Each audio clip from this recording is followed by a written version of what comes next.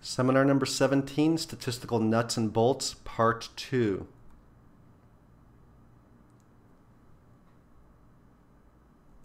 We talked about probabilities and sample size in the last seminar. It is now important to bring up the concept of distribution in order to understand what tests are appropriate in what situations. Determining significance between groups requires an understanding of the distribution of data in the groups. Distribution of data should first be assessed with a frequency histogram. After looking at the distribution, also pay attention to the outliers, as they might be the result of some kind of study error, provide unexpected insights into truth in the universe, or if they are true outliers, will surely be questioned by others and might deserve specific comment in an eventual manuscript. The normal distribution is the basis for most commonly used statistical tests. Normal has different names in the scientific literature. A normal distribution is typically bell-shaped, symmetrical, and includes short tails. The inflection points are one standard deviation from the mean. One standard deviation encompasses 68% of the data set, and two standard deviations encompasses approximately 95% of the data set. This is what a normal distribution of data looks like.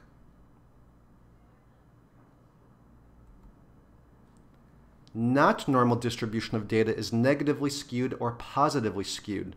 The greater the difference between the mean and the median, the greater the skew. Here is what a not normal distribution looks like with a negative skew, because the tail is to the left of the median. Understanding your data's distribution is critically important when choosing what statistical test to use to analyze your data.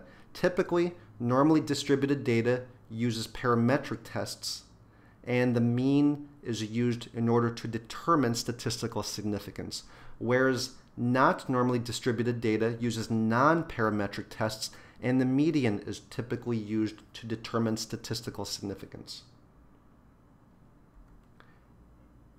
If using parametric tests explicitly state that normality of distributions was verified, journal reviewers will notice when familiar parametric tests were inappropriately applied to data that are not normally distributed.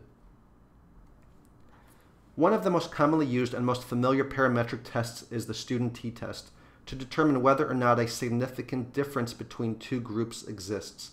To use a t-test, certain assumptions need to be met. Normal distribution of two samples, variances of the two samples need to be similar, and the data needs to be continuous or ordinal in nature. The photo on this slide is from the Guinness Brewery in Dublin, Ireland. The scientist who developed the t-test was actually a chief brewer there over 100 years ago. It is worth a pilgrimage to that brewery to see his name enshrined on the wall. Here is a visual depiction of what a t-test tries to determine. Does a difference between two groups exist? And if so, how big is the difference between the mean of one group and the mean of another group?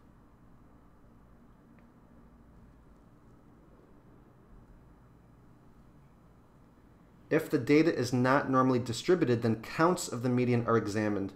This is a general breakdown of what statistical tests are done in what situations. For more on these statistical tests, please refer to the Hulley book or any other type of statistical book that explains when to apply these tests, or refer to your statistician. Make sure you've used the right test in the right situation. The mistake that most junior investigators make is applying parametric tests to not normally distributed data. Tests of association include chi-square tests using nominal data, and correlation and regression tests using continuous or ordinal data. So what is 95% confidence interval that is now so popular? Well, statistically significant does not necessarily mean clinically significant. A confidence interval is the range of values believed to encompass the true value in a study. So calculate 95% confidence intervals for results that are of primary interest to define clinical significance. This makes your study findings more interpretable and applicable to the reader of your study. So in summary, make sure you use a statistician and use that statistician wisely. Meet with the statistician early during the design process and not after you've collected your study data. Make sure you have a clear null hypothesis for your statistician so that the statistician helps you with your study design, your data management steps, and with the development of the analytic strategies before any data is collected. Make sure you provide some background literature to your statistician and offer authorship or even acknowledgement. In the next seminar, we will talk about the anatomy of an abstract.